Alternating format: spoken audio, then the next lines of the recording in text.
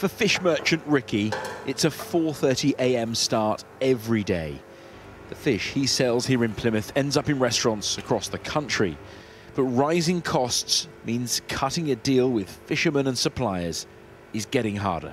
From the very beginning, obviously the boats have to go out and catch it. Their fuel's gone up, like I say, double, almost double. So therefore that's got to be passed on to us. Our bills in here have gone through the roof. We've got to pass it on to our customers. We can't absorb it. As you can tell, everything's gone up. It's just ridiculous. For Ricky, bigger bills are leading to some awkward conversations. Restaurants and hotels, obviously they're going to look for the best value they can get at all times. That's always been the case, but now it's even more important. Restaurants can't afford to staff, can't afford to run, can't afford to open. That puts us out of business, which they're, on the reverse hand, puts fishermen out of business. What you realise is that everything is linked. Catching these fish in Plymouth now costs more, and it's not just us as consumers who are having to pay. It impacts every business in the chain. We buy trays of eggs from a particular local supplier. They used to be £3 for a tray. They've now gone up to £6, so I'm having to go somewhere else to source them.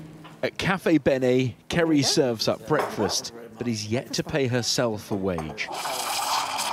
With ingredients costing more and cooking oil up 30%, it's only a matter of time before prices go up.